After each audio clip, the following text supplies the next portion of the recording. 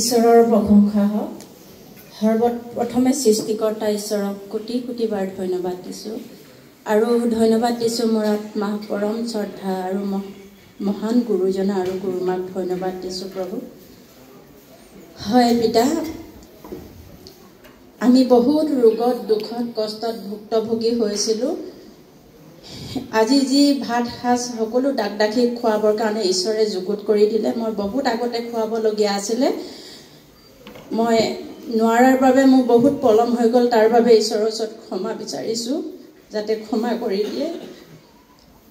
মানুহজনৰ এনেকুৱা অৱস্থা হৈছিলে, গেষ্ট্ৰিক আলচাৰ হৈ তেওঁ জীয়াই থকা একো তাত কথা আহি নপৰিছিলে। পিতাই আশীৰ্বাদ, পিতাই কষ্ট, সকলো ডাকডাকি আশীৰ্বাদৰ যোগেদি মোৰ স্বামীক ঈশ্বৰে সুস্থ কৰি দিলে। তাৰ বাবে ঈশ্বৰক কোটি কোটি বাৰ ধন্যবাদ দিছোঁ। আৰু মোৰ ডাঙৰ ল'ৰাটোৰ কথা মই সাক্ষ্য দিবলৈ আছে। সেইদিন সন্তান পগলা নিচিনা আছিলে, ই চিঞৰি বাখৰি ফুৰে, মানুহৰ গাই চাই থৈ পেলাই দিয়ে। সি একেবাৰে নৰ্মেল নাছিলে, এতিয়া সি সুস্থ। মই যিখিনি ঈশ্বৰক নোপোৱাৰ আগতে মই ভুল কুটি পাপ অপৰাধ কৰি থৈছিলোঁ, মই সেইখিনি স্বীকাৰ নকৰাৰ কাৰণে তাক তেনেকৈ ঈশ্বৰে ৰাখি থৈছিলে। মোক ঈশ্বৰে উদঙাই দিলে। মোক দীপেন দায়ো মোক কাণত কোৱা নিচিনাকৈ দুভাগ নিশা কয়গৈ, তুমি কিবা যদি ভুল কৰি থৈছা গুৰুজনাক স্বীকাৰ কৰা বুলি। মই থাকিব পৰা নাছিলোঁ। মই যেতিয়া গুৰুজনাক সকলো স্বীকাৰ কৰিলোঁ, তাৰ পাছতে সন্তানটো সুস্থ হৈছে।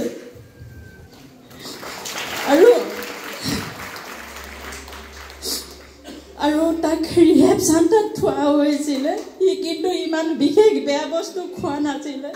তাৰ উৎপাত সহ্য কৰিব নোৱাৰাৰ বাবে মই তাক ৰিহেব চেণ্টাৰত থৈছিলোঁ। ই ৰিহেব চেণ্টাৰত বহুত কষ্ট পাইছিলে। সি মোক কান্দি কান্দি কৈছিলে, মা মই থাকিব নোৱাৰোঁ। কিন্তু ময়ো নিৰুপায় হৈছিলোঁ, তাৰ কাৰণে থৈছিলোঁ। তাক বহুত মাৰধৰ কৰিছিলে। মই সকলো কথা মই পিতাইক কৈছিলোঁ, পিতাই তহঁতৰ যদি আৰু কিবা ভুল আছে তহঁতি স্বীকাৰ কৰচোন। তাৰপৰা যেতিয়া মোৰ সকলো পাপ স্বীকাৰ কৰিলোঁ পিতাইৰ ওচৰত আহি, তেতিয়া বৰদিনৰ দিনাখনি ইয়াত চিঞৰ বাখৰ উৎপাত। মায়ে কৈছে সবিতা কলৈ গ'ল, সি যে বাটে বাটে চিঞৰি পৰিছে, মা মই কি কৰিম, মই ঈশ্বৰক সমৰ্পণ কৰি দিছোঁ। বৰদিনৰ কেইদিনমানৰ পিছত সি সম্পূৰ্ণ নিজান হৈ গ'ল। এতিয়া সি সম্পূৰ্ণ সুস্থ। ঈশ্বৰৰ আশীৰ্বাদত, গুৰুজনৰ আশীৰ্বাদত তাৰ বাবে কোটি কোটি বাৰ ধন্যবাদ দিছোঁ। মা আৰু পিতাই, কোনোদিন মই তোমালোকৰ দ্বাৰা বুজিব নোৱাৰিম চাগে।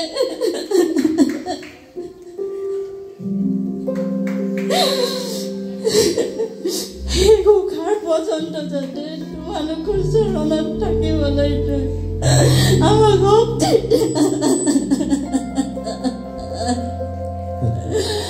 মেডিকেলত থাকোঁতে স্বামী কিন্তু কোনো নগ'ল আমাক চাবলৈ। মা গ'ল, ডাকি গ'ল। সকলোৰ কষ্ট ফলত পিতাইও বহুত প্ৰাৰ্থনা কৰিলে, আমাৰ কাৰণে বহুত কষ্ট কৰিলে।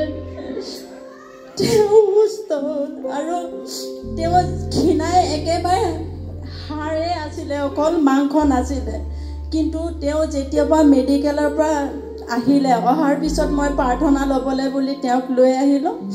পিতাই প্ৰাৰ্থনা কৰাৰ পিছত তেওঁ গাটো চুই চালে, তেতিয়া কৈছে তোৰ অকল হাড়ে আছে দেখোন, মাংস নাই বুলি ক'লে।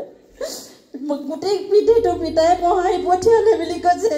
মোক কৈছেগৈ পিতাই মোক চুই পালে নহয়, গোটেই পিঠিটো মহাৰি পঠিয়াইছে বুলি ক'লে। মই তেতিয়া ক'লোঁ পিতাই চুলে যেতিয়া মাংস আহিব। 2-3 দিনৰ পিছত আচৰিত কথা, কেনেকৈ মাংস আহিলে মই নাজানো, তেওঁ শকত হৈ আহিলে। আৰু বহুত আছে আমাৰ জীৱন্ত সাক্ষ্য। এয়াই মোৰ জীৱন্ত সাক্ষ্য কৈ সামৰণি মাৰিছোঁ। Praise the Lord। ঈশ্বৰৰ প্ৰশংসা